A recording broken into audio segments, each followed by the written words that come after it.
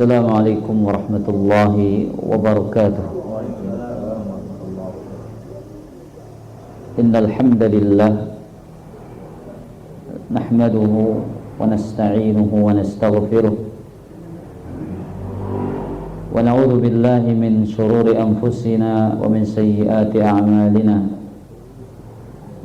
Man yahdihillahu fala mudilla lahu wa man yudlil fala hadiya lahu. Asyhadu an la ilaha illallah wahdahu la syarika lah wa asyhadu anna Muhammadan abduhu wa rasuluh. Ya ayyuhalladzina amanu taqullaha haqqa tuqatih wa la tamutunna illa wa antum muslimun. Ya ayyuhan nasu taqu rabbakumul ladzi khalaqakum min nafsin wahidah wa khalaqa minha zawjaha وبث منهما رجالا كثيرا ونساء واتقوا الله الذي تساءلون به والأرحام إن الله كان عليكم رقيبا يا أيها الذين آمنوا اتقوا الله وقولوا قولا سديدا يصلح لكم أعمالكم ويغفر لكم ذنوبكم ومن يطع الله ورسوله فقد فاز فوزا عظيما أما بعد فإن أحسن الكلام كلام الله وخير الهدى هدى محمد صلى الله عليه وسلم وشر الأمور محدثاتها وكل محدثة بدعة وكل بدعة ضلالة وكل ضلالة في النار. إخواني وأخواتي hadirin dan hadirat rahimani wa rahimakumullah. Tiada hentinya kita memanjatkan rasa syukur kepada Allah Azza wa Jalla melalui lisan kita dengan mengucapkan alhamdulillah. Segala puji bagi Allah Azza wa Jalla atas segala karunia yang telah diberikan kepada kita semua. Dari semenjak kita bangun dari atas tempat tidur sampai detik ini, kita masih menjadi saksi betapa luasnya karunia dan kenikmatan Allah Azza wa Jalla kepada kita. Kesempatan sore hari yang mulia ini kita kembali bermajlis pada kitab Ashr Qawaid fi Tazkiyatin Nafs, 10 kaidah penyucian jiwa. Kita sampai kepada kaidah yang pertama, al-qaidatul ula, at-tauhidu aslu ma tazku bihin nufus. Tauhid merupakan pokok utama untuk menggapai penyucian jiwa. Berbicara tentang tauhid, ikhwati fillah azani Allah wa iyyakum, kita berbicara tentang cabang iman yang paling tinggi. Sebagaimana yang dikatakan oleh Nabi alaihi salatu wassalam dalam hadis yang diriwayatkan oleh Imam Muslim di dalam sahihnya, al-imanu bid'un wa sab'una syu'batan. Iman itu terdiri dari 70 sekian cabang. Afdaluha qawlu la ilaha illallah.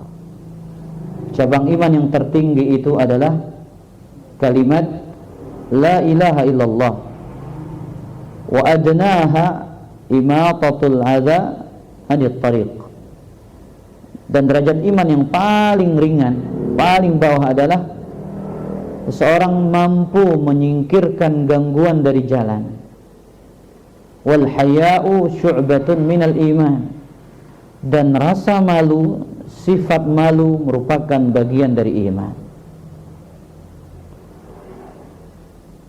Kemudian Al-Imam An-Nawawi rahimahullahu ta'ala menjelaskan hadis yang mulia ini. Beliau menyatakan dalam kitabnya Syarah Sahih Muslim, wa qad nabbaha sallallahu alaihi wasallam anna afdalaha at-tauhid. Nabi yang mulia sallallahu alaihi wasallam telah mengingatkan bahwasanya cabang iman yang paling utama adalah mentauhidkan Allah Azza wa Jalla. Cabang iman yang paling utama adalah kita sampai kepada level yang disebut dengan mentauhidkan Allah Azza wa Jalla, al-muta'ayyini ala kulli ahadin, yang menjadi kewajiban bagi setiap orang. Tauhid ini merupakan kewajiban bagi siapapun.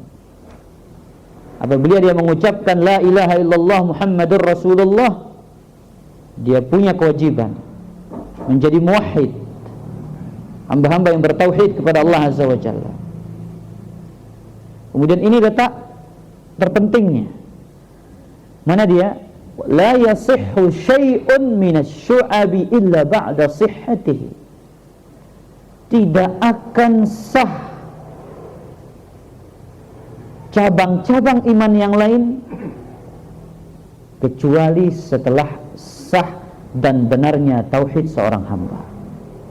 Tidak akan sah cabang-cabang iman yang lain kecuali setelah sah dan benarnya tauhid seorang hamba.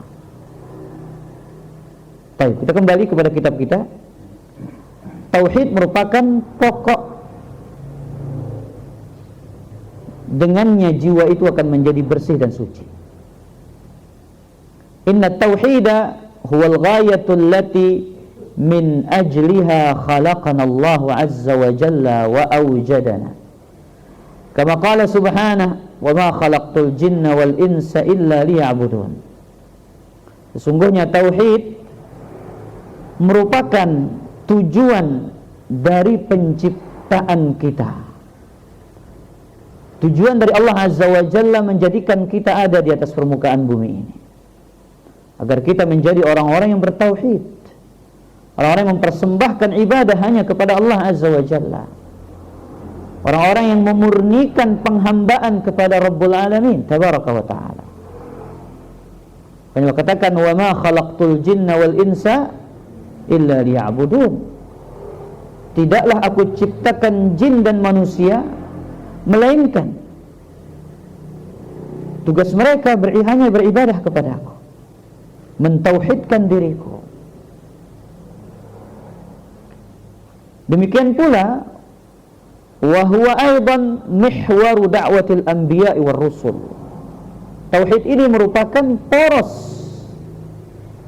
intisari, pokok utama dari konten dakwah para nabi dan dakwahnya para rasul alaihimus salatu wassalam.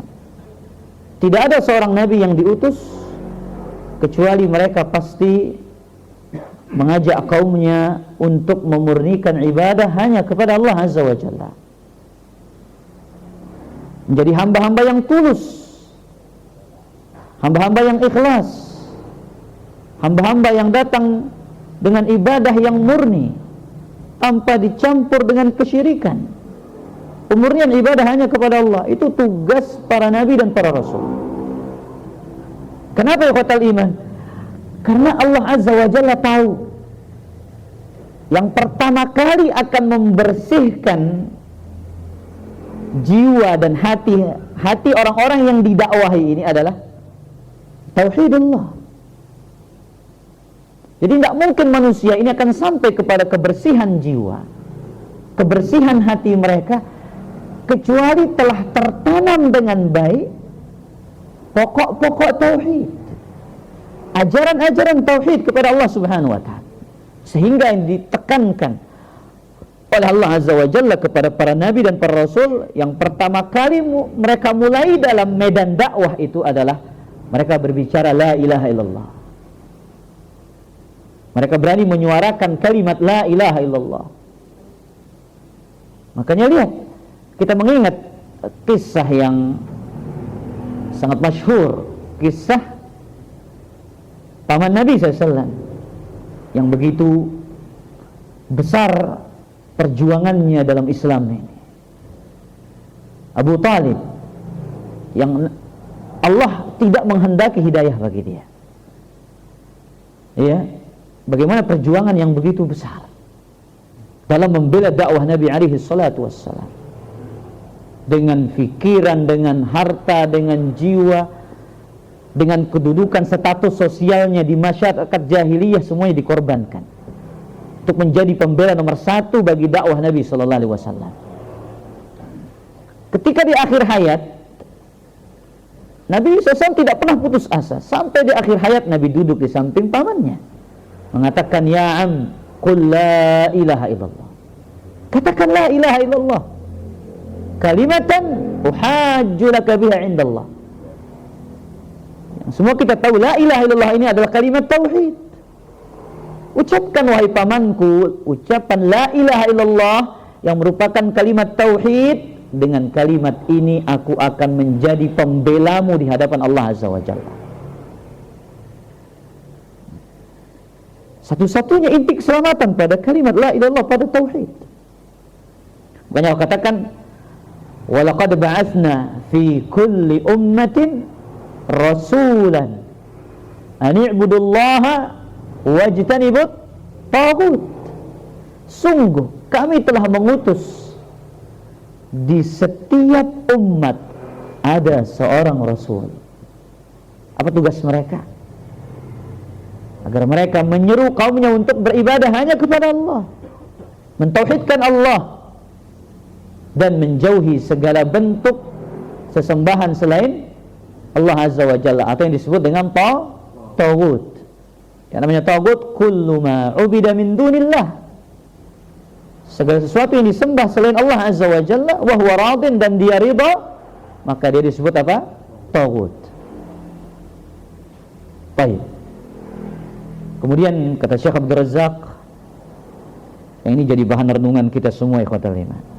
Wat tauhidu huwa awwalu ma yajibu 'alal insan lid-dukhuli fi dinil Islam. Tauhid merupakan kewajiban pertama atas setiap manusia tatkala ia masuk ke dalam agama Islam. Ada beberapa poin yang saya ingin jelaskan mengenai ucapannya. Poin yang pertama, tidak akan sah Islam seseorang tanpa dia memiliki tauhid yang benar. Dan tauhid yang benar itu adalah ifradullah ta'ala bil ibadah, mengesahkan Allah Azza wa Jalla dengan ibadah, bukan hanya mengesahkan Allah dalam masalah rububiyah sebagaimana yang menjadi i'tiqad dan keyakinan orang-orang jahiliyah. Orang-orang jahiliyah di zaman dahulu itu, mereka punya keyakinan Allah yang mengatur alam semesta, Allah yang menciptakan langit dan bumi, Allah yang punya urusan manfaat, urusan mudarat, hanya Allah yang punya. Tapi mereka punya syubhat, punya keyakinan yang batil, sehingga mereka itu beribadah kepada selain Allah, menyembah berhala-berhala. Apa keyakinan itu, ikhwatal iman? Mereka meyakini sebagai perantara. Jadi itu letak syubhat mereka. Tapi urusan kalau ditanya, wala in sa'altahum man khalaqas samawati wal arda la yaqulunna Allah. Jikalau engkau bertanya kepada mereka, wahai Muhammad, siapa yang menciptakan langit dan bumi? Jawabannya pasti mereka akan mengatakan Allah Azza wa Jalla. Jadi tauhid rububiyah tidak serta-merta menjadikan seseorang masuk ke dalam agama Islam. Allah meyakini, orang meyakini Allah pencipta, Allah maha memberi rezeki, Allah menghidupkan, Allah mematikan. Itu tidak cukup menjadikan seorang masuk ke dalam agama Islam, sampai dia masuk kepada poin berikutnya, masuk kepada poin tauhid uluhiyah, pemurnian penghambaan, pemurnian ibadah hanya kepada Allah Azza wa Jalla. Baik. Poin yang kedua yang saya ingin sampaikan yang berkaitan dengan ini, seorang tidak akan dikatakan masuk ke dalam agama Islam sampai dia bertauhid kepada Allah dengan tauhid uluhiyah. Disebutkan di dalam kitab Al-Qawaidul Arba sebuah perumpamaan bagi kita tentang urgensi dari tauhid ini. Apa kata Syekh Muhammad bin Abdul Wahhab pada kitab itu? Fa'lam anna al-ibadata la tusamma ibadatan illa ma'at tauhid, kama anna as-salata la tusamma salatan illa ma'at taharah. Ketahuilah, ibadah tidak dikatakan ibadah kecuali disertai dengan tauhid. Ibadah tidak akan bernilai ibadah kecuali disertai dengan tauhid. Sebagaimana sholat tidak akan bernilai pahala kecuali dia disertai dengan taharah. Ini perumpamaan yang sederhana. Semua kita faham tentang perumpamaan ini. Tidak ada yang tidak faham. Artinya ada orang yang sholat tanpa berwudu, sah sholatnya? Semua kita tahu. Sejahil apapun dia, ya, seminim apapun ilmunya dalam agama Islam ini, apabila ada orang yang sholat tanpa dia bersuci, tanpa dia berwudu terlebih dahulu, apakah sholatnya diterima? Jawabannya tidak akan diterima. Nah, itulah gambaran apabila ada orang yang melakukan ibadah namun di situ ada disertai dengan warna-warni kesyirikan. Contoh kecil kota iman, salat nih, yang semua kita tahu dia ibadah yang agung, namun di situ ada kesyirikan. Apa kesyirikannya? Riya misalkan, sum'ah misalkan, ujub misalkan. Apa yang dia dapatkan dari salat itu? Pahala atau dosa? Pahala atau dosa? Dosa. Lihat, akibat dari hilangnya tauhid di situ. Karena dia menandingi Allah Azza wa Jalla dalam urusan apa? Urusan niatnya. Nah, seharusnya niatnya hanya diberikan kepada siapa? Kepada Allah Azza wa Jalla. Baik. Kemudian poin ketiga berkaitan dengan ucapannya. Kiat sukses hijrah itu dengan bertauhid. Orang yang berhijrah, apabila ia ingin sukses dalam hijrahnya, hendaklah yang pertama kali menjadi materi pembelajarannya adalah mempelajari perkara-perkara tauhid. Ikhwatal iman, tauhid ini mengokohkan jiwa. Tauhid ini membersihkan jiwa. Tauhid ini menguatkan sanubari manusia. Dan itu realita yang kita jumpai pada jiwa-jiwa para sahabat radhiyallahu ta'ala anhum ajma'in. Makanya dikatakan oleh Aisyah radhiyallahu ta'ala anha, yang disebutkan di dalam Sahihul Bukhari, ketika beliau mengatakan innama nazala awwalu ma nazal, sesungguhnya yang pertama kali turun itu suratun minal mufassal. Yang pertama kali turun dari ayat Al-Quran itu adalah surat Al-Mufassal. Ana ingin bertanya kepada antum, apa surat Mufassal? Ada namanya Tiwalul Mufassal, ada namanya Awsatul Mufassal, ada namanya Qisarul Mufassal. Surat Al-Mufassal. Al-Mufassal itu ada 3 surat. Ada namanya Tiwalul Mufassal. Kemudian ada Awsatul Mufassal, surat Mufassal yang panjang, surat Mufassal yang ayat-ayatnya menengah, kemudian Qisarul Mufassal. Ada yang tahu? Pak Lutfi kira-kira mungkin Anda punya ilmunya.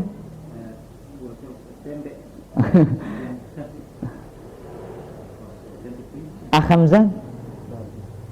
La adri. Pak Alam, mana Pak Alam?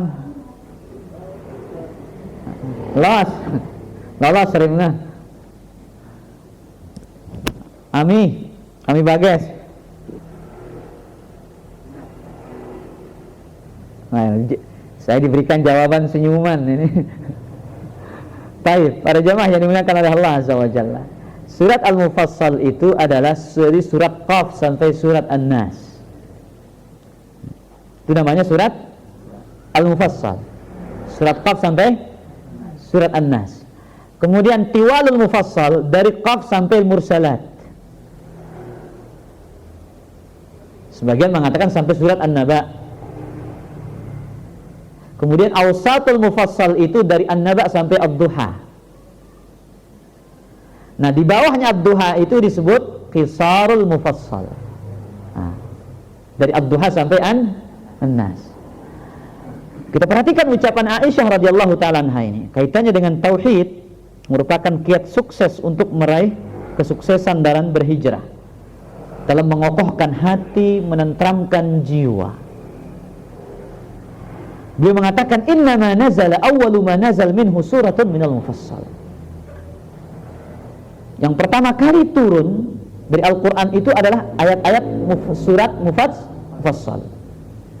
Fiha dzikrul jannati wan nar. Yang di sana disebutkan surga dan neraka, disebutkan perkara-perkara tauhid. Hatta idza saban nasu fil Islam, ketika manusia ini sudah mulai kokoh hati mereka di atas agama Islam ini, nazalal halal wal haram, mulailah turun tentang perkara-perkara halal dan perkara-perkara haram. Kata Aisyah nih, walau nazala awwalu syai', jikalau sekiranya yang pertama kali turun ini adalah la tasyrabul khamra, wahai sekalian manusia, jangan minum khamar. Laqalu lan nada'al khamra, maka orang-orang para sahabat akan mengatakan kami tidak akan mau meninggalkan khamar. Walau nazala la taznu, jika sekiranya yang pertama kali turun itu adalah la taznu, jangan berzina. Laqalu lan nada'u zina abada, lan nada'az zina abada, kami tidak akan mau meninggalkan zina. Makanya Al-Hafidz Ibnu Hajar Al-Asqalani rahimahullah memberikan isyarat, menjelaskan tentang ucapan Aisyah ini. Seruan pertama kali dari yang turun dari Al-Quran itu adalah seruan tentang tauhid, tentang surga, tentang neraka. Apa hikmahnya ikhwatal iman? Hikmahnya agar hati kita ini terbina, ditarbiyah, disucikan terlebih dahulu, dikuatkan terlebih dahulu. Apabila tauhid ini sudah kuat dalam hati seorang hamba, dia sudah bersemayam pada jiwa seorang hamba, maka akan mudah baginya menerima hukum-hukum yang lain. Lihat, turun hukum tentang haramnya khamar. Ya, turun tentang ayat-ayat riba yang merupakan praktek kebiasaannya orang-orang jahiliyah di zaman dahulu. Makanya ikhwatal iman, kalau seseorang ingin sampai kepada ketentraman jiwa, kekuatan batinnya, yang pertama kali dia pupuk batinnya dengan pembahasan-pembahasan tauhid. Demi Allah, hati ini tidak akan pernah kuat tanpa tauhid. Jiwa ini tidak akan pernah tentram tanpa tauhid. Seringkali seseorang dirundung rasa duka, berlanjut dan tenggelam dalam kesedihan. Tidak lain kenapa ikhwatal iman, karena di saat itu pondasi dari bangunannya sedang lemah. Pondasi iman itu lemah, yaitu tauhidullah. Makanya kalau kita melihat doa-doa yang berkaitan dengan kesulitan, kesusahan, kesedihan, gulananya jiwa ini, apa doa-doanya? Isinya tentang tauhid. Karena Allah tahu tidak akan ada yang mampu mengobati kesedihan jiwa kita, yang menguatkan hati kita tatkala berhadapan dengan sebuah ujian, sebuah cobaan yang mungkin itu sangat berat bagi jiwa kita, kecuali dia akan dikuatkan dengan tauhidullah. Siapa yang tahu doa kesedihan? Kita ini semua pasti pernah sedih pada zaman. Di Nara itu senang-senang terus. Gak ada cerita dalam kamus kehidupan itu bahagia terus. Makanya dikatakan ada suka dan ada duka. Dan di saat suka, disitulah lisan itu senantiasa menyanjung dan memuji. Tapi di saat sulit, kita banyak berdoa dan berzikir dengan zikir yang diajarkan oleh Nabi SAW. Dan zikir ini konten dan isinya adalah tentang tauhid.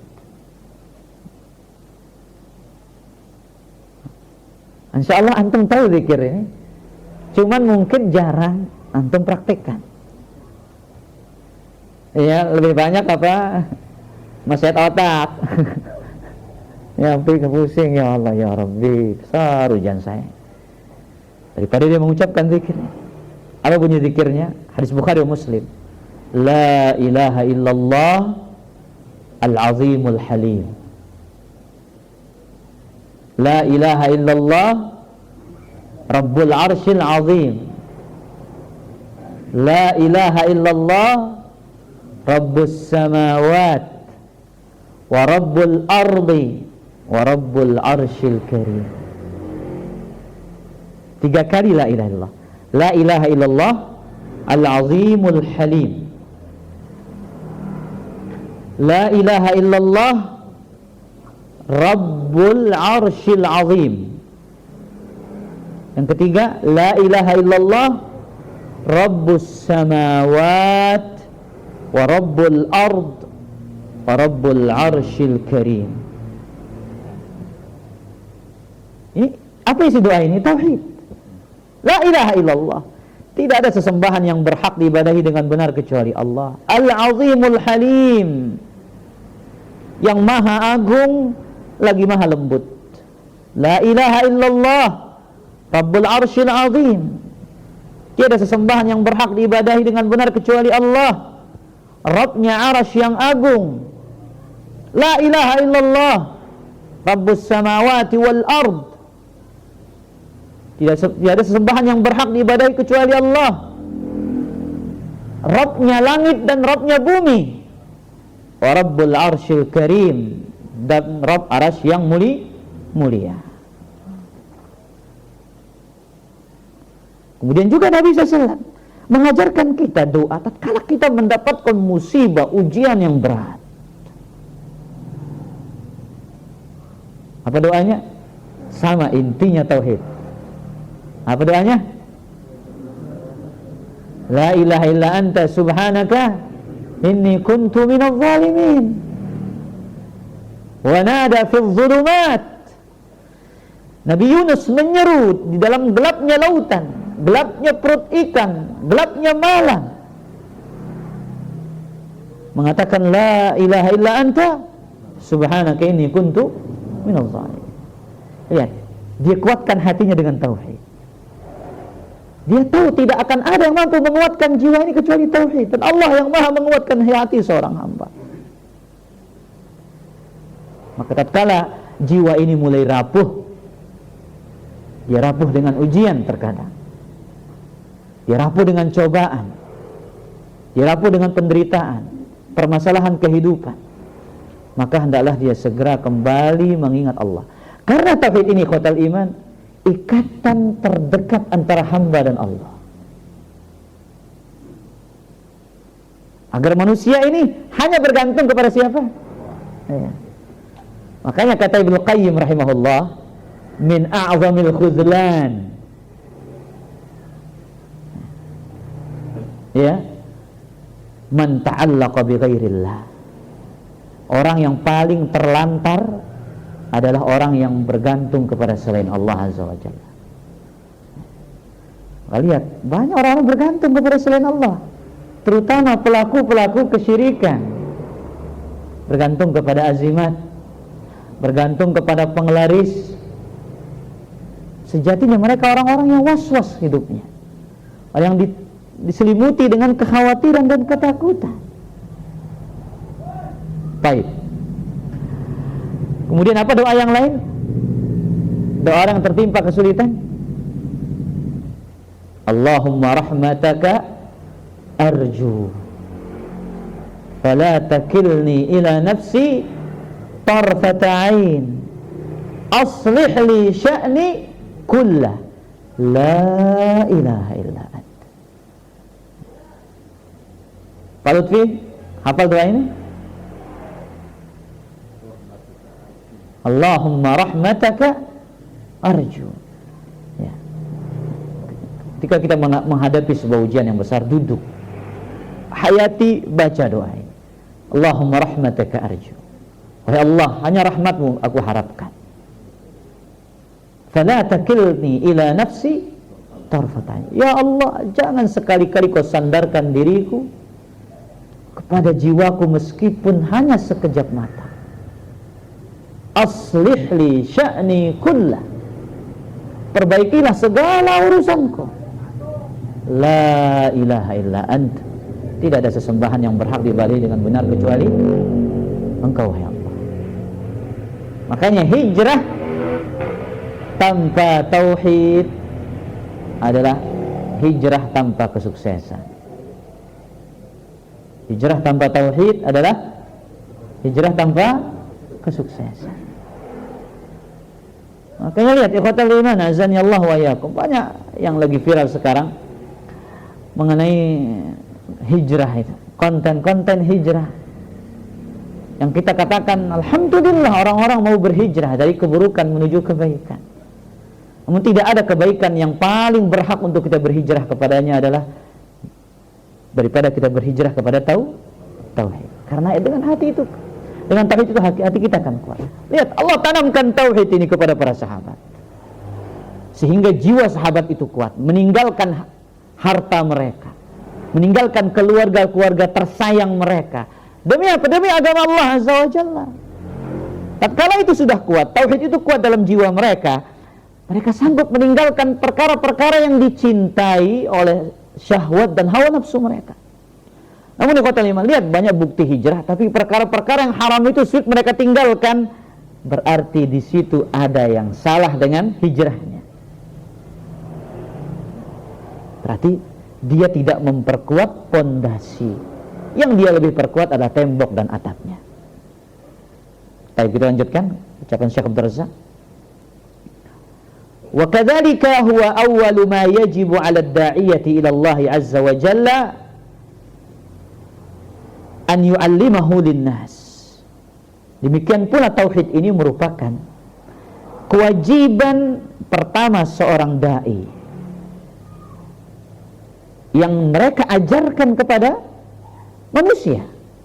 Ajarkan tentang tauhid agar mereka faham hak Allah atas hambanya dan apa hak hamba atas Allah Azza wa Jalla.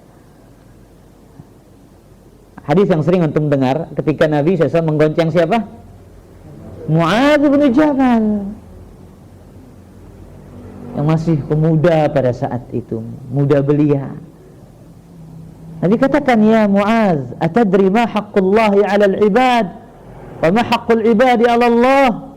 Wahai Mu'adz, apakah kau tahu apa hak Allah atas hambanya dan apa hak hamba atas Allah Azza wa Jalla? Jadi konten-konten tauhid ini yang ditanamkan pada hati-hatinya para sahabat terlebih dahulu. Kemudian dijawab oleh Mu'adz bin Jabal, Allah wa rasuluhu a'lam. Allah dan Rasulnya lebih tahu. Haqqullahi 'alal ibad an ya'buduh wa la yusyriku bihi syai'. Tauhid, jangan berbuat syirik, itu hak Allah. Kau harus tahu itu, hai Mu'adz, kata Nabi SAW. Dan hak hamba atas Allah adalah Allah tidak akan menyiksa siapapun dari hamba-hambanya yang bertauhid kepada Allah Azza wa Jalla. Saking bahagianya Mu'adz bin Jabal ini, apa katanya? Ya Rasulullah, afala ubashshira bihin nas? Bolehkah aku sampaikan kabar gembira yang luar biasa ini? Orang bertauhid itu tidak akan disiksa oleh Allah Azza wa Jalla. Apa kata Nabi SAW kepada Mu'adz? La tubashshirhum fayattakilu. Jangan kau sampaikan kabar gembira ini kepada mereka, nanti mereka hanya bersandar kepada tauhid saja, tidak mau berlomba-lomba dalam perkara kebaikan. Makanya Nabi SAW mengatakan kepada Mu'adz bin Jabal juga, ketika diutus sebagai safirud dakwah, delegasi dakwahnya Nabi SAW ke negeri Yaman, apa pesan Nabi SAW kepada Mu'adz? Innaka taqdamu ala qaumin min ahli kitab. Hai Mu'adz, engkau ini akan datang kepada orang-orang yang pemahamannya ahli kitab, al-Yahud wan Nasara. Falyakun awwala ma tad'uuhum ilaih ila an yuwahhidullah ta'ala. Yang pertama kali kau seru mereka, isinya tentang apa? Mentauhidkan Allah Azza wa Jalla. Mentauhidkan Allah Azza wa Jalla. Baik. Kemudian kata Syekh Abdul Razak, wa qad tawa'adallahu subhanahu alladzina la yuzakkuna anfusahum bitauhid. Allah Azza wa Jalla telah mengancam orang-orang yang tidak mensucikan hati mereka dengan tauhid. Wal iman, tidak mensucikan hati mereka dengan iman. Bil adabis syadid yaumal qiyamah, dengan siksa yang pedih pada hari kiamat. Allah berfirman, wa wailul lil musyrikin. Celakalah bagi orang-orang yang mempersekutukan Allah Azza wa Jalla, yang melakukan kesyirikan. Alladzina la yu'tuna az-zakah wa hum bil akhirati hum kafirun. Mereka yang tidak mau menunaikan zakat dan mereka kufur tentang hari kiamat. Apa maksudnya? Mereka orang-orang yang tidak mau menunaikan zakat. Bukan zakat yang kita maksudkan zakat dari harta 2,5%, ya 10%, 5%, bukan itu. Tapi dimaksudkan sebagaimana penjelasan Ibnu Taimiyah, hiya tauhid wal iman alladzi bihi yazkul qulub. Yaitu maksudnya celaka orang-orang yang tidak mensucikan hati mereka dengan tauhid dan iman, yang mana ia merupakan syarat dan sebab sucinya hati seorang hamba. Fa innahu yatadammanu nafya ilahiyati ma siwal haqqi minal qalb wa itsbat ilahiyatil haqqi fil qalbi wa huwa haqiqatu la ilaha illallah wa hadha aslu ma tazku bihil qulub. Dan maksud dari tauhid itu adalah meniadakan ketuhanan selain Allah Azza wa Jalla dan menetapkan satu-satunya ilah, sesembahan yang berhak diibadahi hanyalah al-haq, zat yang maha benar, yaitu Allah Subhanahu wa ta'ala. Dan itulah hakikat dari kalimat la ilaha illallah. Dan inilah pokok inti utama dari yang membersihkan jiwa-jiwa orang-orang yang beriman. Masih ada waktu? Baik. Kita habiskan dulu ini halaman ini. Wa qala Ibnu Qayyim rahimahullah, dan berkata Ibnu Qayyim rahimahullah, qala aktsarul mufassirin minas salafi wa man ba'dahum.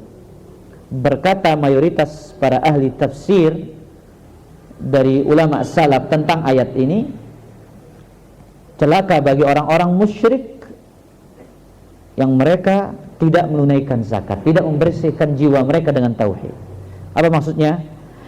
Hiya tauhid, artinya celaka orang-orang yang tidak membersihkan hati mereka dengan tauhid, yaitu syahadat la ilaha illallah, wal iman alladhi bihi yazkul qalbu wa huwa aslu kulli zakatin wa nama.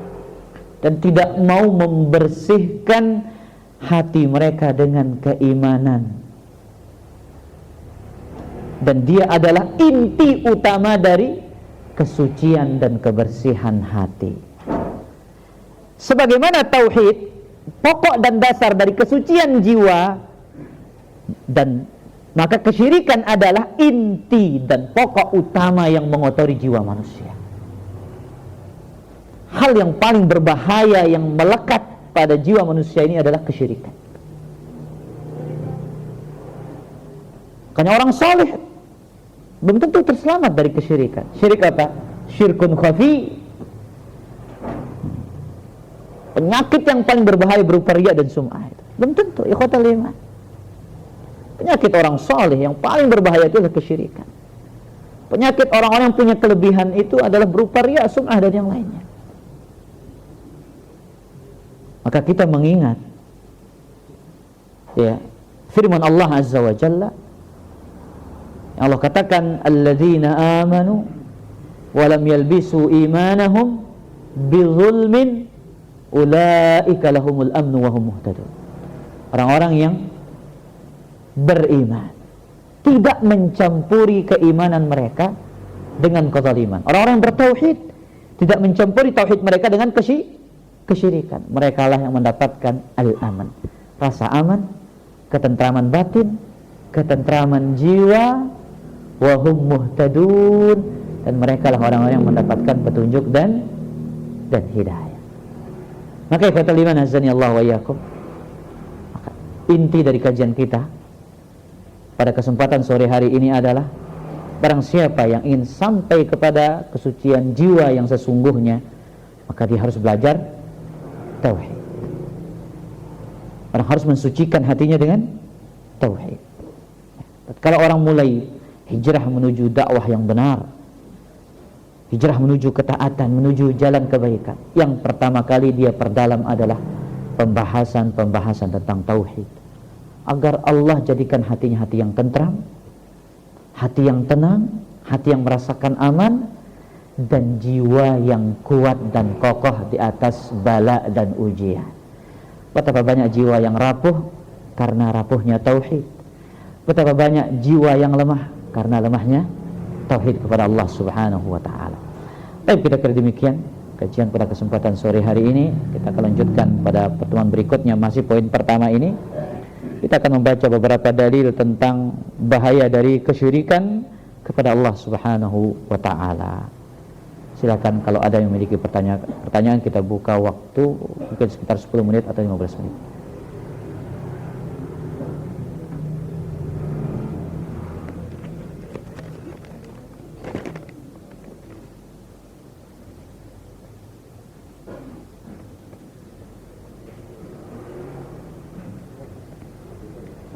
Di sini ada beberapa pertanyaan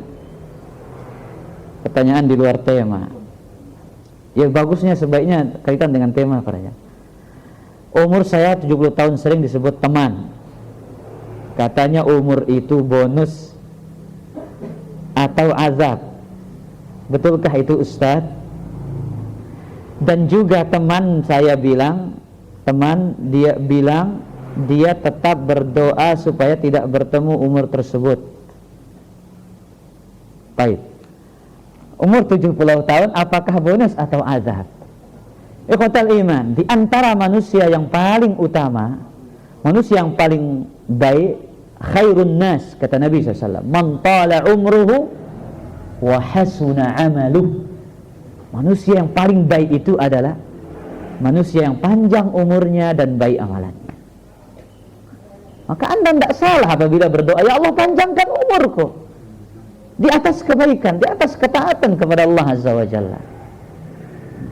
Saya ingat kisah Syekh Muhammad bin Shalih Al-Utsaimin rahimahullah ta'ala, ya, ketika moderator pada saat itu mengatakan amaddahullahu bituli umrih, semoga Allah Azza wa Jalla menambahkan umur beliau. Nah, dijawab sama beliau, ala ta'ati, alal khair. Ya, semoga Allah memperpanjang umur saya di atas kebaikan. Apa gunanya panjang umur tapi ternyata ya di atas perkara yang sia-sia, di atas dosa dan maksiat. Makanya boleh nggak kita minta mati? Ya, boleh minta mati pada jamaah? Nggak boleh, itu hukum asalnya. Kata Nabi SAW, la yatamannayanna ahadukum al-maut li durrin nazala bihi. Jangan sekali-kali kalian itu mengharapkan kematian sebesar apapun penyakit yang dia rasakan. Fa in kana la bud, kalau memang dia ingin mati, dia berdoa, Allahumma ahyini in kanatil hayatu khairan li. Wahai Allah, hidupkanlah aku jika memang kehidupan itu lebih baik. Wa tawaffani in kanatil wafatu khairan li. Dan wafatkanlah aku jika memang kematian itu lebih baik. Ya, sebesar apapun ujian kita, ya Allah, aku mati bekecap katanya. Ya, enggak boleh kita mengatakan seperti itu. Ya Allah, mati saya secepatnya katanya. Ini ucapan yang tidak diperbolehkan. Baik, kemudian betul umur 70 tahun itu udah bonus. Karena Nabi SAW mengatakan a'maru ummati ma baina sittin ila sab'in. Umur umatku itu antara 60 sampai 70. Wa qalilun man jawaza dzalik, dan sedikit yang bisa melampaui umur itu. Kalau lebih, alhamdulillah, berarti itu bonus selama dalam ketaatan. Tapi kalau dalam perbuatan dosa dan maksiat, maka siap-siaplah dengan hisabnya yang berat. Allah Ta'ala alam. Saya kalau belanja suka melebihi dari harga yang ditentukan. Apakah termasuk sedekah atau riba? Jadi khotal iman, riba itu kalau ada akad di awal itu baru riba. Karena riba itu kaitannya dengan akad di awal, itu baru riba. Tapi kalau tidak ada kesepakatan di awal, misalkan antum beli barang ke saya, ya, jadi bukan karena saya ustaz antum kasih terus harga lebih, bukan begitu. Ya, barang saya harganya 20.000, antum kasih berapa? 100.000 misalkan. Sudah ustaz, ambil, ambil kembaliannya katanya. Apakah riba? Bukan, itu malahan sebagai bentuk kebaikan kita. Bahkan Allah mendoakan orang-orang yang mudah dalam urusan jual beli itu. Rahimallahu mra'an samhan.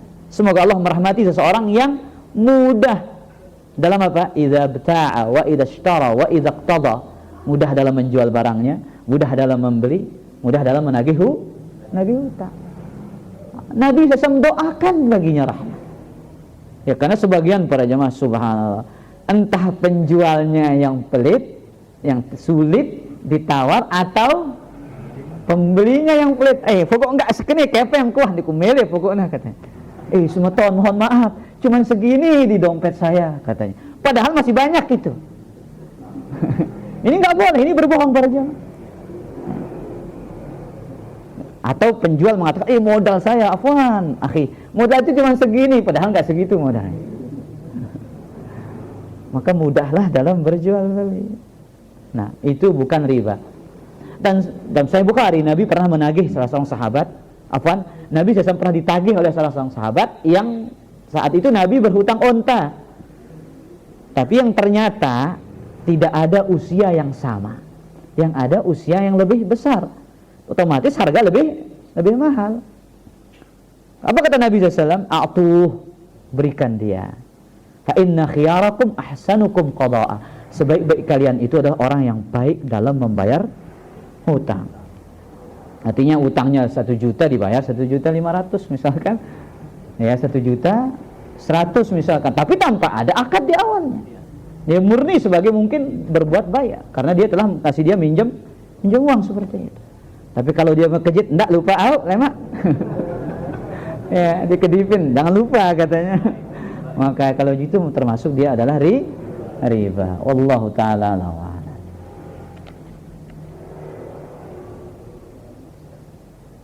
Apa yang kita lakukan agar tauhid kita kuat?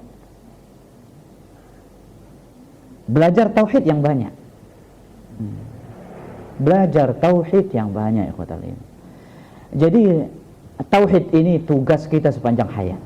Belajar tauhid ini sepanjang hayat.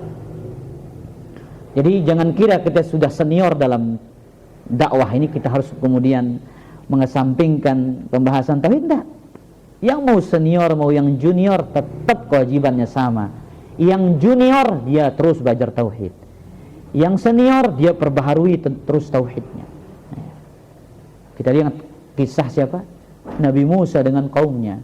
Lalu Allah seberangkan dari lautan.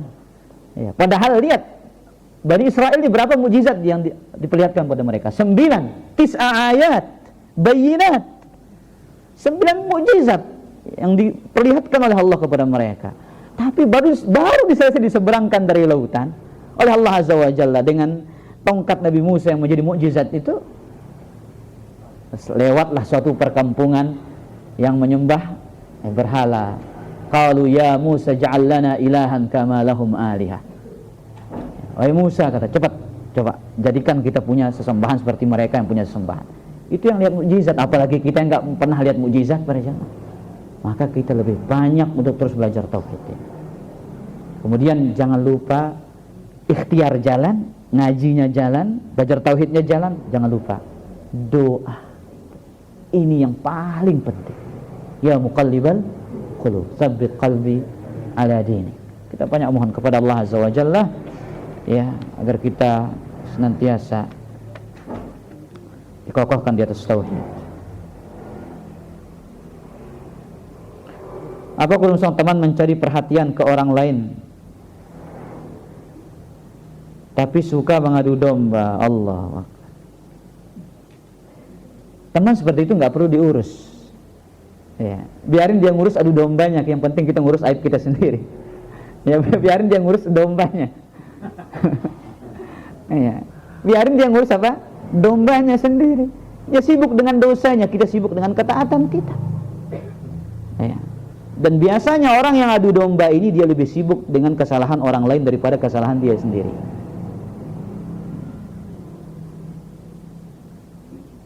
Dan subhanallah, adu domba ini dia an-namam, kata para ulama itu bisa merusak hubungan lebih cepat daripada yang dilakukan oleh tukang sihir. Tukang sihir perlu baca mantra, kadang sukses, kadang gak sukses. Tapi kalau tukang adu domba ini sekali ngomong, Masya Allah, orang cepat percaya, orang cepat termakan isu. Dan ini realita. Orang datang kepada kita menyampaikan, orang ngomongin kita begini, kita akan cepat terbawa ucapannya khotal iman. Dan sikap kita sekarang ini perlu kita tahu, jangan diterima mentah-mentah, ya, apalagi matang-matang. Mentahnya aja jangan, apalagi matangnya. Ya, harus tabayun. Ingat konsep yang diajarkan Islam ini, tabayun dulu, nggak ada salahnya. Kalau kita tabayun kepada orang dengan cara yang baik, orang pasti akan menerima dengan baik. Tapi langsung, afwan, antum ngomongin anda begini, orang pasti akan marah. Tapi kalau kita tabayun dengan cara yang baik, pasti dia akan memberikan jawaban dengan cara yang baik. Nah, orang yang suka mengadu domba, biarkan dia sibuk dengan adu dombanya. Kita sibuk dengan kesalahan kita pribadi dan sibuk dengan kebaikan ketaatan kita kepada Allah Subhanahu wa taala. Allahu taala alam. Apakah saya salah sebagai seorang istri meninggalkan suami, anak saya di rumah untuk bekerja, hanya ingin mengurangi beban suami? Mohon dijelaskan. Kalau suami sudah punya pekerjaan yang dinilai cukup, maka sudah, istri cukup di rumah. Ya, karena wanita itu berkarir di dalam rumahnya. Wanita karir yang sukses adalah wanita yang mampu berkarir hebat di dalam rumahnya, mampu menjadi seorang istri yang hebat bagi suaminya, istri yang setia, istri yang melayani dengan baik, dan mampu menjadi sosok ibu sekaligus madrasatul ula, pendidik yang hebat bagi anak-anaknya. Itu karir yang paling sukses bagi seorang wanita. Apabila dia menjadi istri yang taat, ya, istri yang tunduk dan patuh, kemudian mampu menjadi pendidik yang hebat bagi anak-anak. Ya, itu sudah karir yang hebat bagi para wanita. Tidak ada karir yang melebihi daripada itu. Tapi kalau andai kata misalkan suaminya memberikan izin, tidak ada masalah, selama sesuai dengan aturan-aturan dan koridor-koridor syariat. Ya. Dikatakan ingin meringankan beban suaminya, itu merupakan kewajiban. Ya, makanya disebutkan oleh para ulama, diantaranya Imam Nawawi dan yang lainnya, apabila seorang istri misalkan bersedekah kepada suaminya, boleh apa tidak? Boleh, tidak ada masalah. Ya. Bahkan itu merupakan sebuah kebaikan. Nah, Allahu ta'ala a'lam. Anak sering mendoakan kepala anak sebelum jalan sekolah dengan niat mengajari anak, akan tetapi dampaknya sekarang anak tidak mau ke sekolah kalau tidak anak doakan. Katanya tenang kalau sudah didoakan. Apakah ini merusak tauhid? Oh enggak, bukan merusak tauhid, tapi ini justru pendidikan yang baik bagi anak kita. Kita mendoakan dia, ya, namun perlu, artinya jangan selalu dipegang kepalanya didoakan. Yang penting, nah, ingat, orang tuamu selalu mendoakanmu, ya. Dan engkau sebagai anak jangan lupa selalu mendoakan orang tua, seperti itu. Ya. Jadi mengajarkan anak untuk berdoa itu merupakan sebuah kebaikan, agar anak itu selalu bergantung kepada siapa? Kepada Allah Azza wa Jalla. Nah, itulah anak yang, lihat, dia terbiasa dengan kebaikan. Tatkala orang tuanya meninggalkan kebaikan yang biasa dilakukan kepadanya itu, dia akan protes. Dan sebaliknya, keburukan yang kita sering contohkan kepada anak kita itu akan berpengaruh negatif luar biasa. Contoh, kita pegang HP. Anak sering melihat kita pegang HP, pegang handphone. Kemudian anak kita lagi asik main HP, kita tegur, "Nak, jangan pegang HP." "Wah, biar aja seneng kok pegang HP." Ya, akhirnya dia beralasan seperti itu. Ya, makanya kata iman, ketika para ulama membahas tentang pendidikan anak ini, di antaranya kitab Tarbiyatul Aulad fi Dhau'il Kitab was Sunnah, ya, mulai dari umur selesai disapih itu, karena di situ periode anak itu jadi copy paste di situ. Mulai diajar-ajar yang baik, karena mereka selalu suka mencontoh, mengcopy paste dari kita. Disitulah kita harus waspada dari anak-anak kita melihat perkara-perkara yang tidak baik dari kita. Ini bukan merusak tauhid, tapi ini justru ajaran yang baik bagi anak, agar dia senantiasa didoakan, diajarkan berdoa kepada Allah Azza wa Jalla. Wallahu ta'ala ala wa ala. Pertanyaan terakhir tadi. Sunahnya bukan Ya. Apakah ada sunahnya sambil dia memegang kepala anak? Baik, apakah ada sunnahnya sambil memegang kepala dengan doa yang, ya, doanya Nabi kepada cucunya Hasan dan Husain, "U'idzuka bi kalimatillahi tammah min kulli syaitanin wa hammah wa min kulli ainin lamah." Tidak harus dipegang. Jadi tidak harus dipegang, cukup dengan didoakan saja. Nah, wallahu ta'ala ala wa alam. Jadi yang perlu diperhatikan juga, jangan selalu dipegang di situ. Ini yang perlu kita lupa ingatkan tadi, jangan selalu dipegang anaknya. Jadi, nak, rajin sekolah, habis sudah doakan supaya jadi anak yang saleh, anak yang berbakti, ya, bagi kedua orang tuanya, dan mudah-mudahan kita menjadi keluarga yang masuk surga bersama-sama pada hari kiamat nanti. Seperti itu, tidak ada masalah. Ya. Tapi kalau selalu megang kepala ini butuh lagi kepada dalil. Wallahu ta'ala ala wa a'lam. Baik, kira-kira demikian para jamaah. Sul, ada pertanyaan, Sul? Hah? Oh, arakah?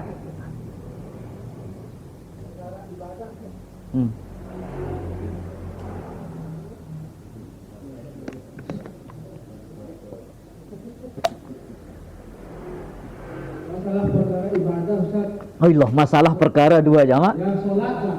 Sholat terus. Ini sering saya alami, Ustaz. Masalah riya dan sum'ah ini. Riya ini memperlihatkan, sum'ah ini memperkenalkan. Terus. Sudah saya lawan, Ustaz. Kamu ini tidak bisa mendatangkan manfaat dan tidak bisa menolak mudarat. Adakah cara lain untuk melawannya, Ustaz? Dia sering datang ini. La ilaha illallah. Jadi pertanyaannya, Sul, apa cara kita melawan penyakit riya dan sum'ah ini, katanya. Jadi ikhwatal iman azzani Allah wa iyyakum, saking beratnya riya ini diibaratkan oleh Nabi SAW lebih berbahaya dari apa? Fitnah Masih Ad-Dajjal. Karena saking sulitnya melawan dia.